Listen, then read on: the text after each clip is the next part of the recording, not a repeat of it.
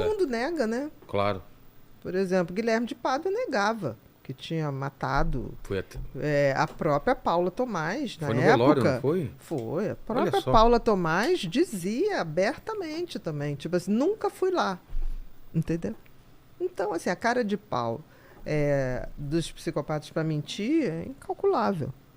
E tem uma coisa no Brasil que a lei permite a mentira no Brasil. Então você pode não produzir provas contra você. Então se você vai a júri popular, o que você faz? Você vai montando uma série de histórias. Aqui, pegar bem pro público, você conta aquela. Porque se é júri... E não é penalizado, né? Não. Nos Estados Unidos, não. Se você mente, é detectado que mentiu, agrava a pena. A gente não. Deveria ser isso, né? Quantas pessoas no Brasil a gente vê, políticos, então, nem se conta, né? Tá contando aquela mentira absurda e a gente, tipo assim, mas ele tem o direito de mentir. Putz. É complicado isso, né? E o detector de mentira, que nem se usa mais, não detecta nada. Não, detecta ansiedade, né? É, que aí o cara que é bom... Se o cara é mal, ele nem ansiedade tem, né? Mas o caso do Guilherme de Pádua, que morreu agora, né? Uhum. Eu vi o Gazola falando assim, cara, é a justiça divina, né? Porque ele saiu muito antes, né? E tudo, achando que tinha se dado bem, né? Não, a própria estrutura que fez, né? Você vê, ele vai para uma igreja, ele se torna diretor de marketing de uma igreja, aí depois ele quer mais poder, né? E ele quer ser pastor. Como já estava pegando mal para a igreja, essa ascensão meteórica dele, aí a igreja abre uma filial com outro nome para dar para ele. Eu tenho minhas dúvidas se ele também não fez algum tipo de chantagem com os líderes dessa igreja. Faz sentido também, pode ser. Ele era um cara Cara... capaz de qualquer coisa. Total. Capaz de qualquer coisa. Né? Então, assim, não vou dizer que foi tarde ou foi cedo, mas não cabe a gente, né? Eu acho que, assim, ele achou que essa história ia morrer com o tempo. E quando veio o Pacto Brutal...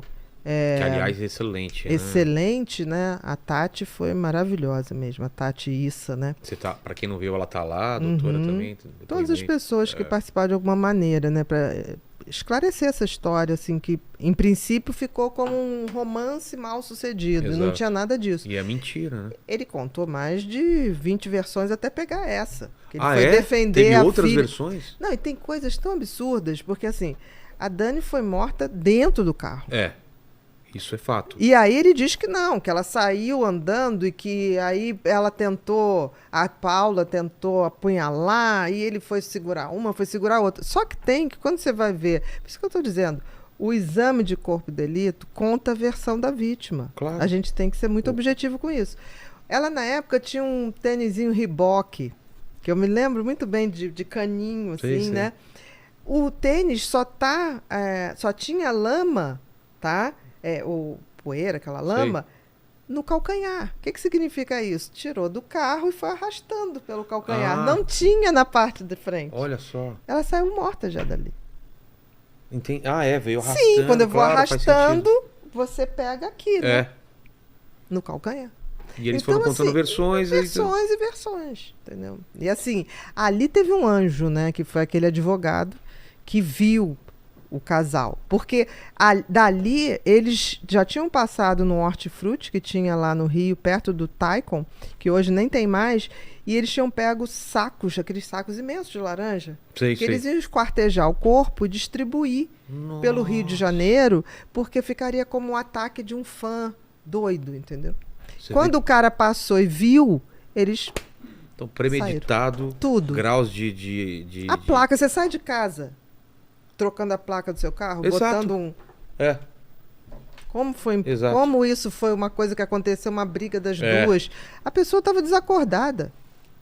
Não, brutal. E tinha uma coisa ali de magia negra que nunca se tocou nisso, porque só ia piorar o processo andar. Foi tão difícil o processo andar. Porque assim...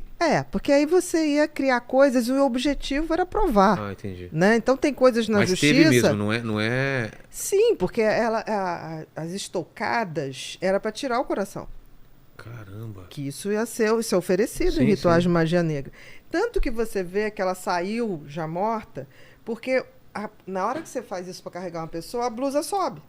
Então as estocadas não correspondiam. Ah, entendi. A blusa e as estocadas Subiu estavam aqui. em níveis diferentes. Entendeu? Entendi. Porque aquilo ia ser tirado. Como esse cara passou e viu, eles tiveram que sair correndo. Esse cara, então, foi o ele já o ponto faleceu, o determinante. advogado. Foi. Ele não era ele era de São Paulo, foi visitar a filha no Rio, num condomínio que hoje é o Rio Mar, que era um deserto aquilo. E quando ele passou, ele viu aquele farol aceso, porque o farol tinha que iluminar ali a estrutura. Sei. E o terreno estava todo aberto para se fazer o ritual ali. Numa árvore, sei. Tinha que ser a lua tal, e papapá. Tava tudo combinado. Quando ele passou, ele voltou em casa, na casa da filha, chamou o zelador do condomínio, e falou, fulano, vamos ali comigo, não sei o quê. E o fulano falou, tá, vamos chamar a polícia, porque andou tendo uns assaltos aqui. Quando foi, ele passa e olha bem, tanto que ele vê a Paula. E a fisionomia. E a Paula dizia, nunca tive lá. Ele falou, não, você esteve, que eu vi. E aí, na época, não tinha aqui no Brasil um teste para você comprovar que aquela silhueta correspondia à que ele descreveu. Ele descreveu direitinho no retrato falado, caía na Paula. Sim. E aí foi trazer da Alemanha para fazer o teste de luminosidade. Porque eles diziam, não, mas o farol estava aceso e ele não enxergava. Fizeram. E constatou. Putz. E até hoje ela nega que teve lá. É mesmo? Nega. Até hoje? Até hoje. Nega. E não precisa mais. Isso faz parte de contar a história para ela mesma. Mas ali o negócio foi uma briga entre os dois, porque ele, rapidamente, quando foi pego, ele pega o telefone e ligou para a mulher, para Paula, e falando assim, não, olha, já descobriram, mas pode deixar, eu vou assumir tudo, O que ele está dizendo? Ele ali foi muito mais esperto. O policial estava coisa, ela teve lá, porque ele está puxando a culpa para ele. Claro. Ela também não é florzinha, falou assim, você vai me ferrar? Então eu te ferro primeiro, eu nunca tive lá. Aí, meu filho. Se mereciam, né? Olha, tem um ditado em Minas que diz que as bestas andam aos pares. Meu Deus, que eu não poderia concordar mais do que isso. Olha, e eu acho que faz sentido. Você vê, tem uns casais que são malucos e eles se completam mesmo nessa loucura, né? Não, o Ted Bundy, né, ele tinha com a mulher, eles estupraram a irmã dela. Mas umas coisas assim que realmente tem que ter algum grau de perversidade indiferente. Mas do ritual eu não sabia que tinha sido comprovado. Achei que eles tinham contado uma versão, ou era uma coisa perdida. Então existia. O coração é a coisa mais ritualizada para a magia negra. Com certeza. Não deu tempo de tirar. Meu Deus. Mas estava exposto, né? E é bom e porque... o punhal, né? E não foi tesoura, foi punhal. Que o punhal também é outra coisa que punhal fala... é uma coisa simbólica. E a geração de agora não lembra porque faz muito tempo, né? Não lembra. E quem lembrava... São 30. 30 anos, então. 30 anos, faz agora. O Paquito, por exemplo, tem 21. Que faz agora, dia 28 de dezembro, que foi as vésperas do Réveillon, né? E as gerações, mesmo a geração da época, todo mundo ficou com aquela coisa, não, mas eles se apaixonaram e não sei o quê. Mas como é que um casal apaixonado, que ele disse que ela se apaixonou por ele, não vai a um motel? Porque naquela época tinha muito motel, né? Que deu uma entrada e saída de um motel, um ticket de alguma coisa. Ninguém nunca viu esse casal. Porque era uma forma, o Gazola teve aqui, ele falou que era uma forma de atenuar a pena, né? Claro. É crime passional. Sim, ele foi defender a mulher que estava grávida. E não é. Entendeu? Você vê o grau de maldade, Você né? vê? Então, eu acho o seguinte, eu acho que não foi por acaso. Ele achou que aquilo já estava morto. Veio o documentário e foi um sucesso e a gente nem esperava porque é o HBO fechado. E eu me lembro que eu falei assim, Glória, esse troço vai explodir que nem Tropa de Elite. Ela falou, não, Aninha, não tem canal como. Fechado. E de repente, a gente, uma semana lançado, estavam vendendo já cópia. É mesmo? Na Uruguaiana, tipo, no Rio de Janeiro. De... Banca. Caramba. Aí ela, que boca, hein? Eu falei pra você, esse negócio vai explodir. Independente de ser em canal fechado. E eu acho que ele não suportou, porque aí começaram a questionar a igreja. Ele tinha toda uma versão montadinha, agora sou um homem aí de Deus. Aí descobriram que ele era pastor de uma filial que era da própria igreja. Então revelou. Aí é uma coisa muito doida, né? Porque assim, não sei se você viu o pastor dando a notícia. Vi, cara. Ele morreu, ele rindo. Agorinha. Aí eu fiquei assim, cara, esse cara devia, de alguma maneira, ter sido... Não sei. Aí fica... é imaginação, mas dizem que aquele pastor fala sorrindo assim. Eu também rio bastante, mas daquele jeito. Você quando dá a notícia da morte de alguém que lhe é caro, cara, você tá chorando, você tá triste. Não sei se chora, mas você... Não daquele jeito, né? Não sei. Mas, assim, eu acho que psicopata tem uma fúria, né? Eu acho que o ódio dele foi ser escancarado e todas as versões dele caindo por terra. Caindo por terra. Porque ele devia estar contando uma versãozinha na igreja que há... Sempre. Ele era perseguido. Exatamente. Ele se achava perseguido. Porque a coisa vai ficando tão no passado. Uma vez a mulher dele atual, porque assim, ele casou depois com outra Paula e botou o sobrenome Tomás. Para. Tô falando.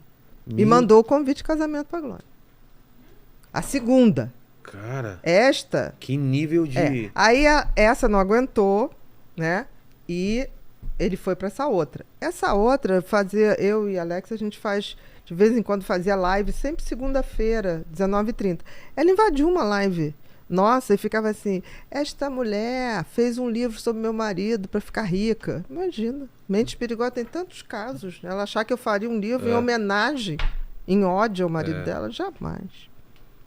Jamais. E depois que ele morreu, ela pegou um cara, né, um personagem, vestiu e começou a falar como se fosse ele, para dizer o que tinha acontecido, como ele foi perseguido, que tinha uns carros que ficavam na porta, ameaçando ele de morte.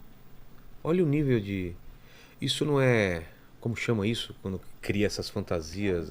Mitomaníaca? Não, eu não sei. Dela eu não conheço nada. Não, mas existem essas pessoas, né? Que criam essa coisa na cabeça. Eu não sei o nível dela. Não sei se ela de fato acreditou nele. Não sei. Existem pessoas que acreditam, né? Existem mulheres que formam um casal perfeito com um psicopata. Não sei, não quero julgá-la. Mas eu deixo público que certamente eu jamais escreveria um livro sobre o marido dela. Com certeza. Fala, Lênis. Jamais. É o seguinte, o pessoal também está perguntando aqui, teve bastante perguntas sobre o transtorno de personalidade borderline também. Aí eu peguei uma pergunta aqui da Sal Gomes, que ela fala assim: doutora, amo o seu trabalho.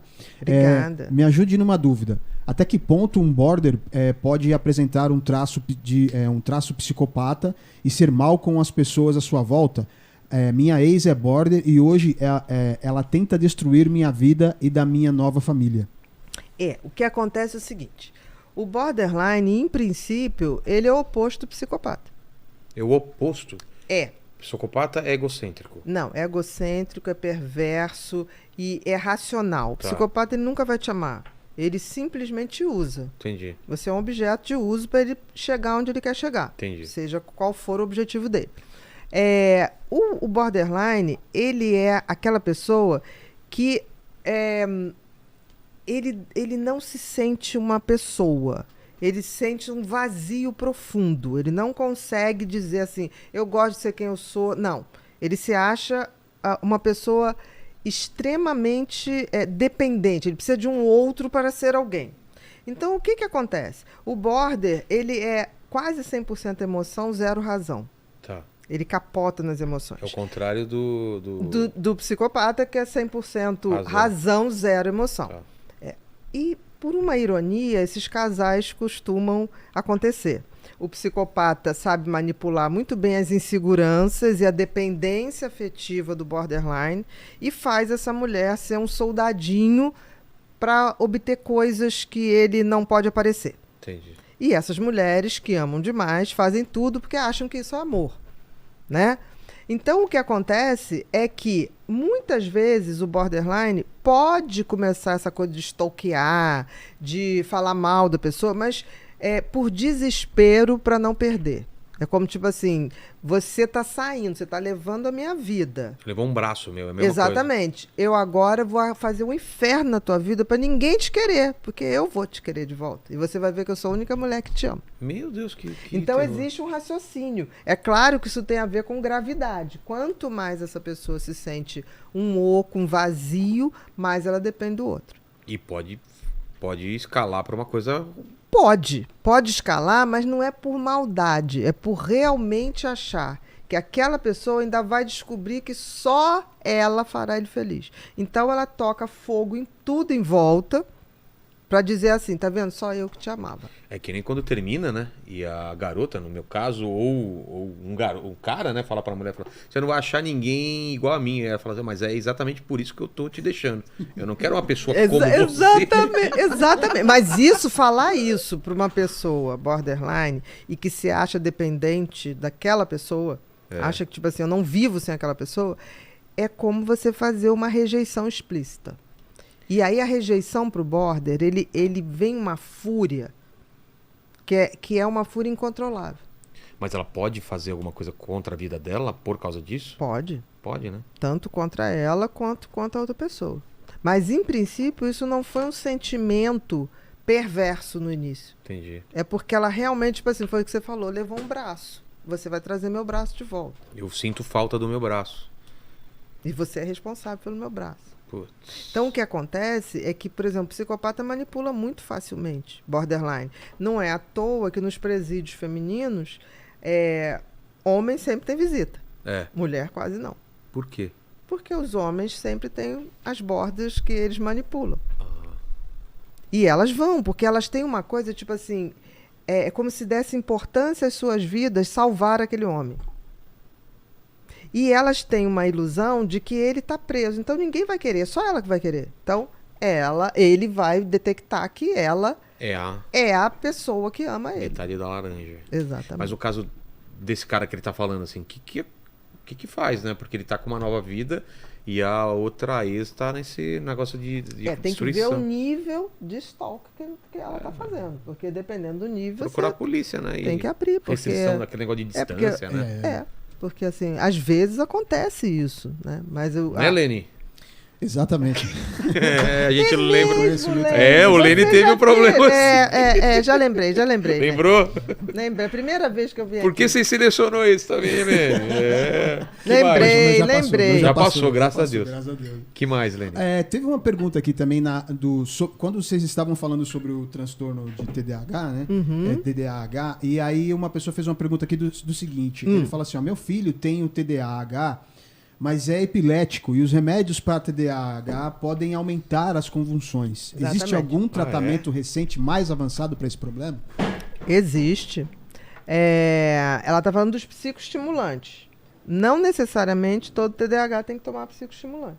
Então você tem, por exemplo, o neurofeedback, é excelente, porque além de você melhorar a convulsão, porque você estabiliza as ondas que é o cerebrais, neurofeedback?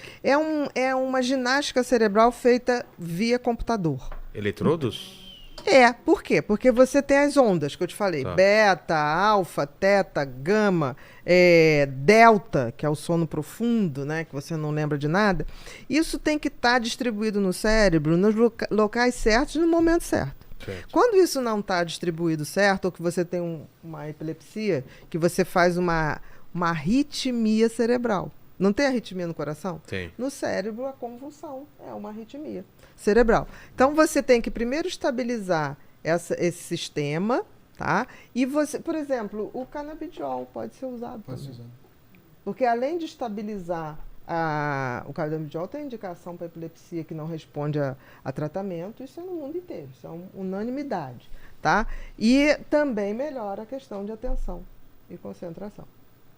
Então, você pode fazer isso e fazer o treinamento do neurofeedback, porque aí você foca como se você desse musculatura ao lobo frontal, Entendi. no sentido dele voltar a exercer esse controle de pensamentos, de impulsividade.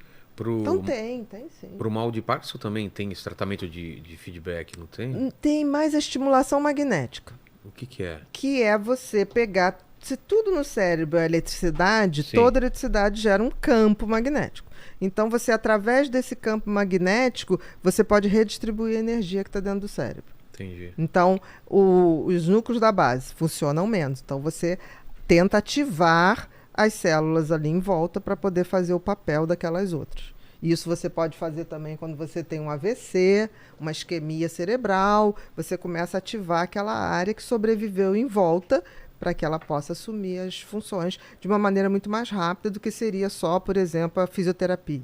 Entendi. Entendeu? Então, são as neuromodulações. Neuromodulações são técnicas via máquina que melhoram muito a atividade cerebral.